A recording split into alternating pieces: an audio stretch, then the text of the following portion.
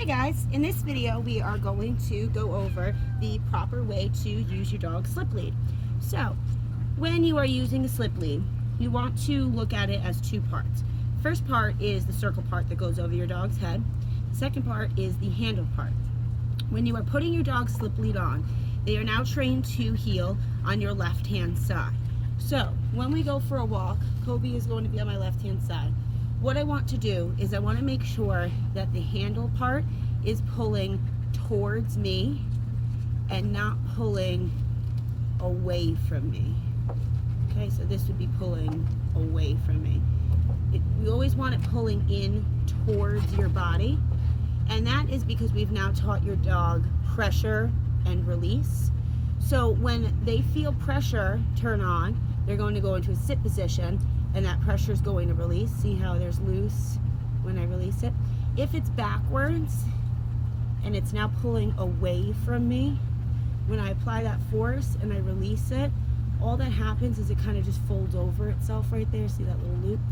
That means that you have it on backwards. So if he's on my left hand side, I'm going to put it over his head, and I'm going to place it at the base of his skull, right at the base of his ears, not so much on his trachea over here, but really framing his skull. So I want to see this silver loop kind of on the center of his nose, and then your safety is going to slide down to about 1 inch or 2 away from the circle, and that's so when you release pressure, it's not so loose that it just slips over his head. When we are using the slip lead, you are going to apply pressure and release to get them to stay into a heel with you. So when we start moving forward, you're going to say your dog's name plus heel, which means walk with me at my pace. So when I say Kobe heel, he's going to move forward with me. When I want him to go into a sit, I can apply a straight up and down pressure until he goes into a sit, and then release. Kobe heel. Okay, so again, it's a straight up and down pressure. We don't want to pull to the back or to the side, just straight up and down. And it's a very loose force, okay? So you can see there's not a lot of tension when I do it. Pressure on, pressure off. Less is more in this, because what happens is we are going to teach your dog that there is an invisible box right here. If he goes too far in front of the box, to the side of the box, behind the box, or behind the box, the pressure is going to turn on and his walk is going to stop, because we're going to stop and go into a sit position from there. So you want to apply pressure if they go here, here, here, or behind you. You want to think of your slip lead kind of as a traffic light, okay?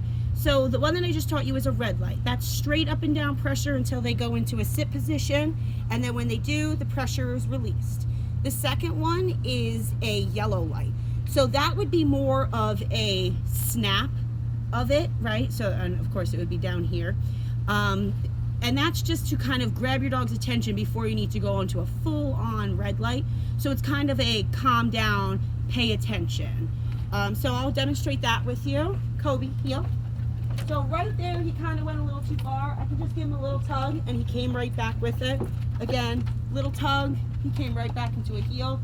Red light, he goes into a sit, pressure releases. Green light is going to be, good job, Kobe. Green light is going to be when you see this nice U shape in your leash right here. That means you guys are walking together in a loose leash heel, and he is alongside of you following your lead. So you always want to be in the lead in the walk.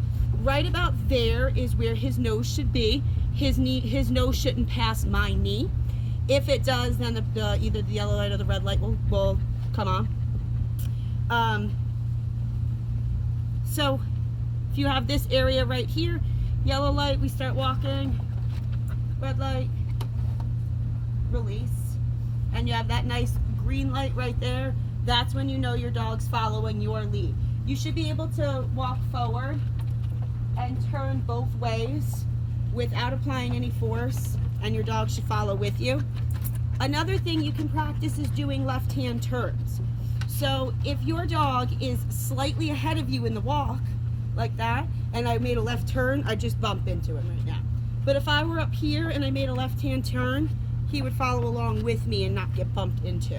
So you always want them just slightly behind you in the walk. So we've gone over the proper way to put the slip lead on, making sure that the handle pulls towards you. You want to make sure your silver loop is at the base of your skull, in the middle of his head. You want to make sure it's up high and not on his trachea. You have learned pressure and release. You have learned pay attention, calm down, and green light, move forward. Also, don't forget the invisible box right next to you. The more consistent you are about showing your dog every single time you go out of the box, pressure turns on, they're going to be consistent about staying in a proper heel. So, hope that's helpful for everybody. Have a good one.